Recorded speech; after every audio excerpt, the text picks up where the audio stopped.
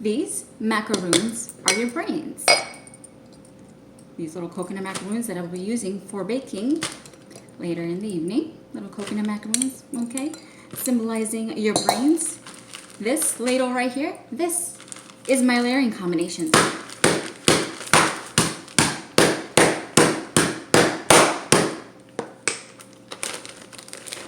These will be your brains after these layering combinations. Hi Habibis. With all those dramatics out of the way, how are you? Welcome back to the channel. Thank you so much for being here.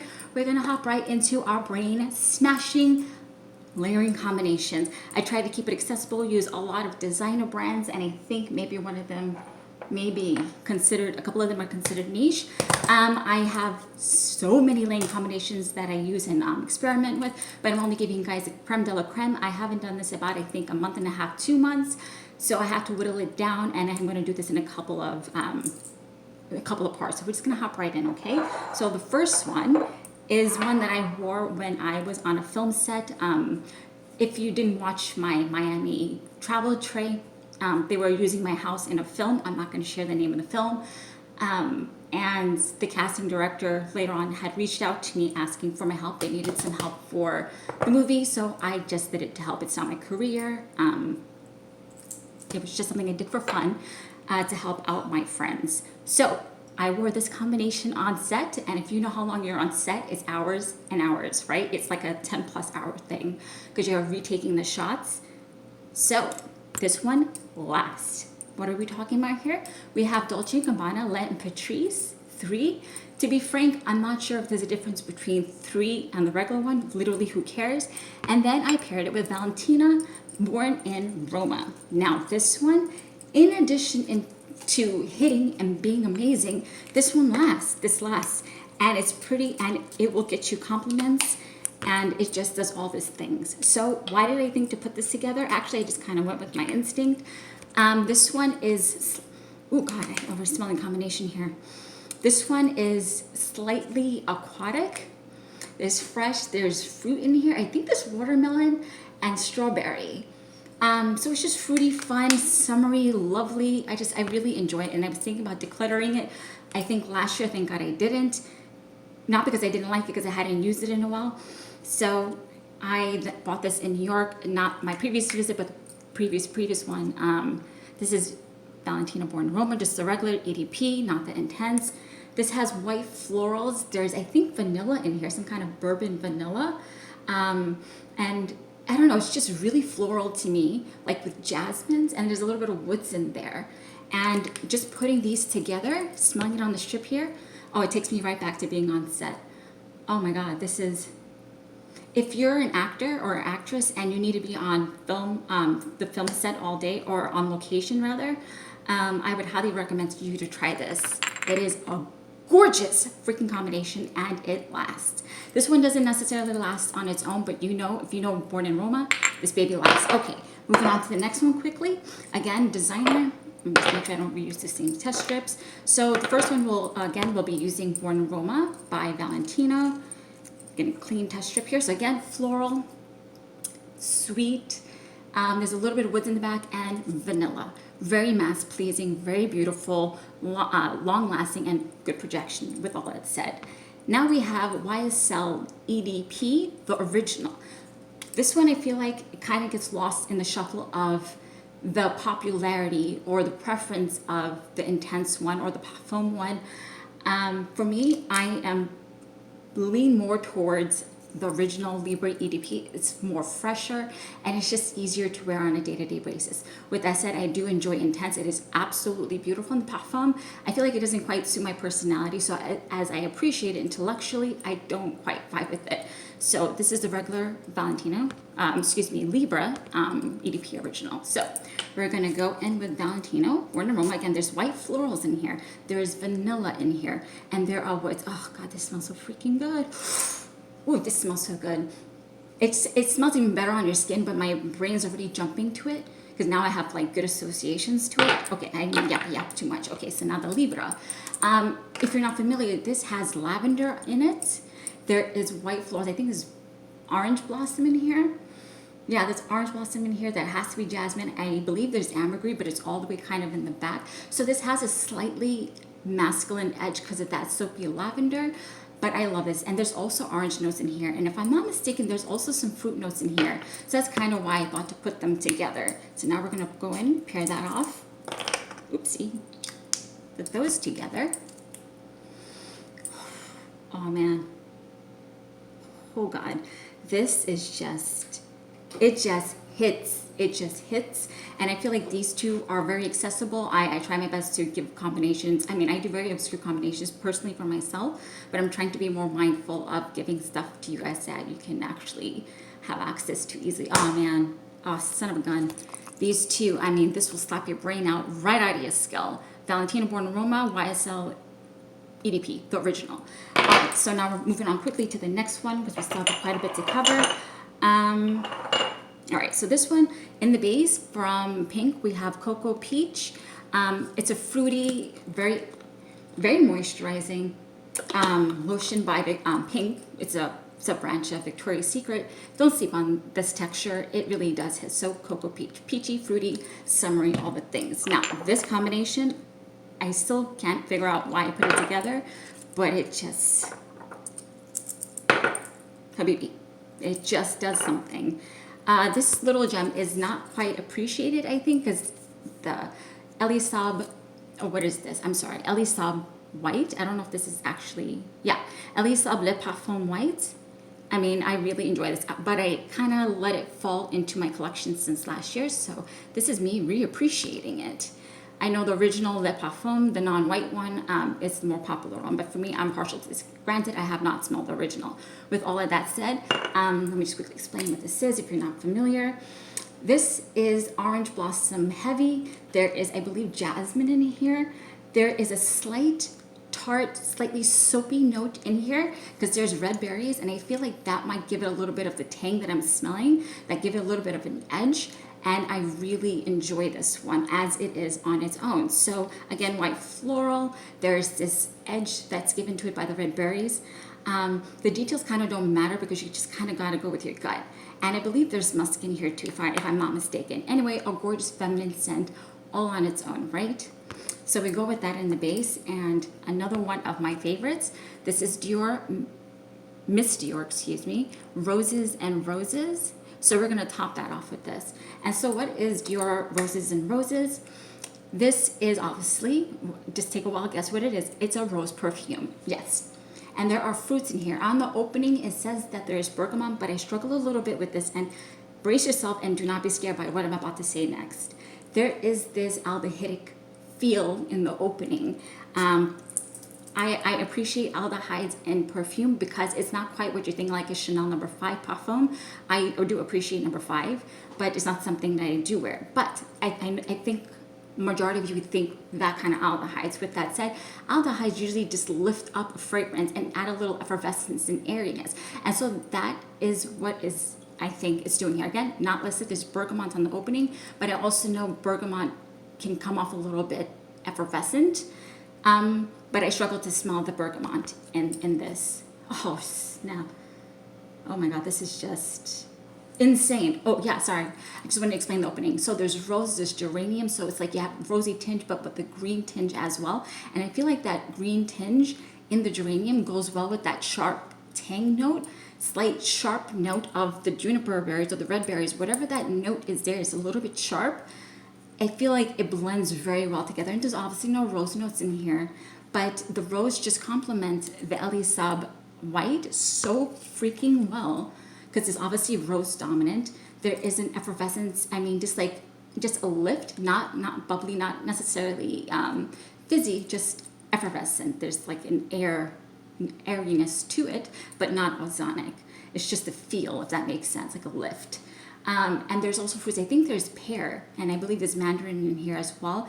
And maybe there might be some white notes and white florals in there, but I'm not quite sure. But whatever the case is, if you have Elisab Le Parfum White and Roses and Roses from Christian Dior, put them together. Oh, this is such a freaking good combination. It just takes my breath away every single time. Now this next one, getting getting distracted. Okay, the next one we're gonna go in with the base again from a pink lotion. I don't know if you can see how much I've used here. Probably not. That's not the point of this. Anyway, so this is honey ginger. Again, exactly as it says. It's like a honeyish, gingerous body lotion. Go with this in the base. If you have regular lotion, literally who cares? Do what you want to do. Now, this one is going to be great for the guys as well. First of all, you can do whatever you want. Big believer in whatever makes your soul happy. Life is short, just wear it. With that said, this is a great unisex combination for the guys as well. So we have here, let's see if you can see it here. This is Montserrat Instant Crush, and this is my recent obsession is Tom Ford Noir Extreme. This is actually a masculine marketed perfume, but I don't care. I absolutely flipping love it. So I'm gonna get a clean test strip. Hopefully I still have a few more. Oopsie. All right. So for this one, we're gonna go in with the base of Tom Ford Noir Extreme. So what is this? This is spicy vanillic. There's a kulfi note in there. It's a South Asian dessert. It's an ice cream. There is woods in there. There's cardamom. Oh my God. So it gets this fresh, cool spiciness to it. It is great for the evening. This combination, if you want to impress when you go out for the evening, please wear this combination. Oh my God. There's rose, but it's all the way kind of in the back. There's woody. It's strong. This is long lasting. So Tom Ford Noir Extreme, okay? And I think there might be some, maybe one or two fruits, but it's actually irrelevant because it comes off more of as a fresh, spicy, vanillic combination, scent to me, a combination of notes for an accord. So going with that as the base, move that here. And then Montserrat Instant Crush.